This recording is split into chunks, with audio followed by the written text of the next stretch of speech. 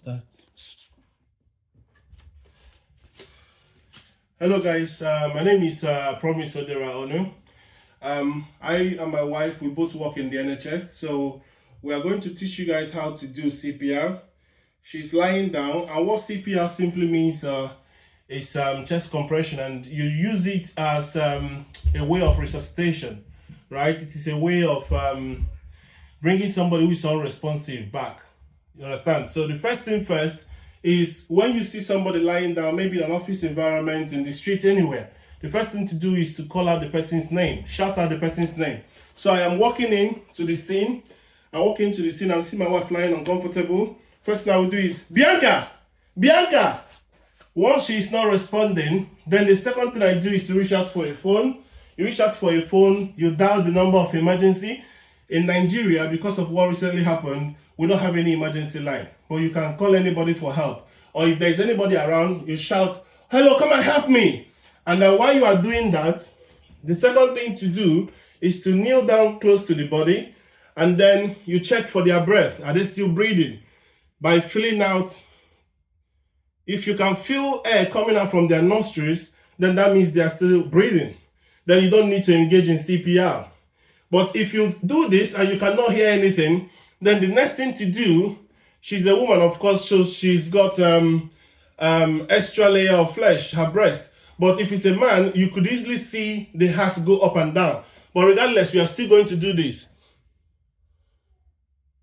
So what you are doing is you are laying down, looking up to the chest area, and you should see the heart begin to go up and down. If there is need, you can tear her clothes. This is a recovery step, so it is not regarded as abuse. Don't be worried if the lady regains consciousness and starts saying, oh, you saw my nakedness. So you're trying to save life, so you're even allowed to tear the clothes. So when you've done that, then you did not see any chest movement, right? You can check pulse if you know how to check pulse, but if you don't know how to check pulse, or if there is no pulse, then you know you have to engage in CPR. Now, how CPR works is you have to lock your two fingers together, and then you have to do it this way, because male might have more strength, but as a woman, you can also do this, and because you are now pushing down with your two hands, you can make more impact on the chest. Now, our chest is on the right side.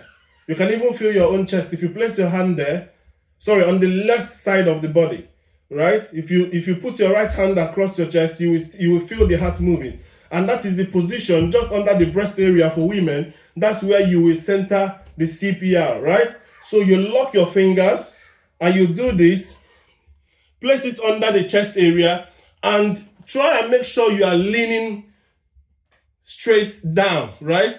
With your hands straight. Your hands are locked in. So by so doing, you are mounting pressure. So your heart is a muscle, right? When it stops going up and down, that's because it stopped receiving oxygen. So when you mount pressure on that muscle, at some point, it will get that rhythm and it will go back to normal. So you start beating as normal again.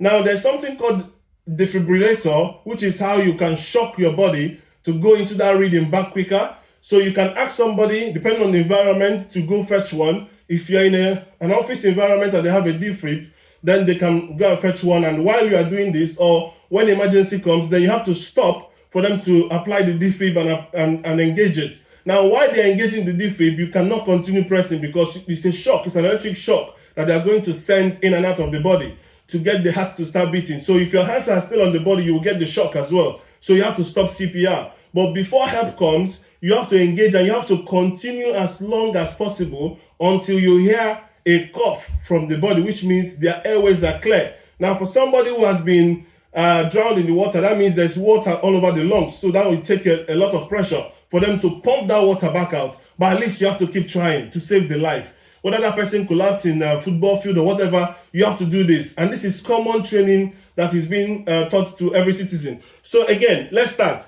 Now, because she's alive and now she's my wife, I'm not going to put the full impact, right? But you lock your fingers, you start doing that. 1, 2, 3, 4, 5, 6, 7, 8, 9, 10, 11, 12, 13, 14, 15, 16, 17, 18, 19, 20, 21, 22, 23, 24, 25, 26, 27, 28, 29, 30. Now, after this 30, you can see she's coughing. That's different. Then the next thing you do is to give her, and also in initial stage, you can raise her head and tweet. So you tweet her head that way. So what you are doing by raising her head, that's actually one step that I missed.